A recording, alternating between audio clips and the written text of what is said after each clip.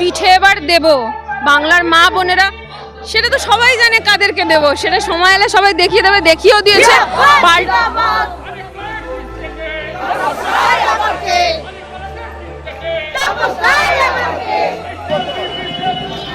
পরিবর্তন হতেই হবে যদি দেশের সুরক্ষা, দেশের সার্বভৌমত্ব, দেশের স্বাধীনতাকে অক্ষুণ্ণ রাখতে হয়।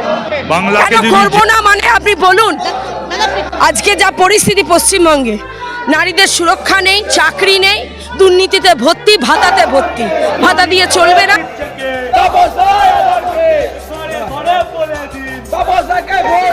দেখুন, মানুষ আমাদের সাথে আছে। এই দুর্নীতিগ্রস্ত ধর্ষণকারী সরকারের পাশে কোনো সাধারণ মানুষ নেই। যত চোর, চিটিংবাজ, বদমাস এদের সাথে থাকে কোনো ভদ্র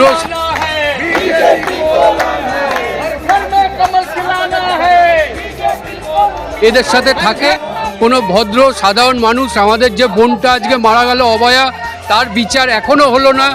এই সরকার খালি মানুষের কাছে টাকা কিভাবে খাও খাও খাও, খালি খাওয়া, আর সাধারণ লোকের কথা কিচ্ছু, তাদের ভাবনা চিন্তা কিচ্ছু নেই। আজকে এতগুলি 26,000 চাকরি আমাদের চলে গেল, তার জন্য কোনো ভাবনা চিন্তা কিছু নেই। আজকে যারা যারা টাকা দিয়েছে, ওই কালীঘাটের প্রণামী দিয়েছে, তারাই সেই চোরগুলি, ছেচোরগুলি টিকিট পেয়েছে। এছাড়া কোনো সাধারণ ভদ্র ঘরে একটাও মানুষ টিকিট পায়নি। এই সরকার 15 বছর আমরা দেখেছি যে মহিলা মুখ্যমন্ত্রী হয়ে কি করছেন, মহিলাদের সুরক্ষা নেই। এই সামনেই আমাদের আরজিকর কি ঘটেছে আমরা জানি। আজ তাহলে অভয়ার মাকে প্রার্থী হতো না। ঠিক আছে, আমরা পরিবর্তন চাই, সেই জন্য আমরা রাস্তায় দেখিয়েও দিয়েছে পাল্টা।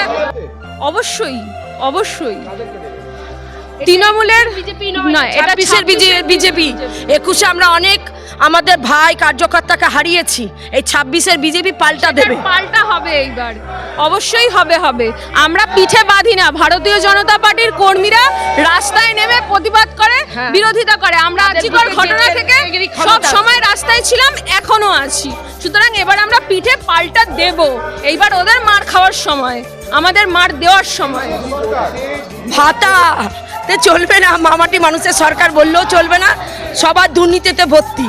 যে আগে তৃণমূল নেতারা সামান্য সাইকেলে যেত, আজকে দেখুন তাদের বাড়ি, তাদের টাকা পয়সা, তাদের দুর্নীতি দেখুন। আর টিকিট যাদের দিয়েছে সেটা সবচেয়ে বড়, দেখুন কারা কারা টিকিট পেয়েছে, জেলখাটা আসামিগুলো সব টিকিট পেয়েছে।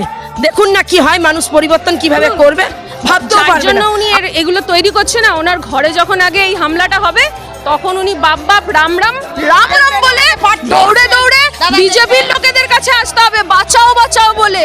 আমাদের তেল দিতে হবে পায়, বুঝেছেন? উনি যদি উস্কানি দেন, আরে যারা ভূতনি হয় না, পেতনি হয় না, তারা জয় শ্রীরাম জয় বাংলাকে ভয় পায়, বুঝেছেন? ওনার অবস্থা সেইটা হয়েছে। যখন এই উস্কানিগুলো খেয়ে যখন এই সম্প্রদায় আসবে লড়াই করতে, তখন ওনার ঘরেই আগে লড়াইটা হবে। আর উনি তখন বাঁচার জন্য বিজেপির লোকেদের পেছনেই দৌড়াবেন, যে বাঁচাও বাঁচাও বাঁচাও, মোদিজি বাঁচান বাঁচান বাঁচান, এইরকম ভাবে আসবে। দেখে নেবেন, মিলিয়ে নেবেন।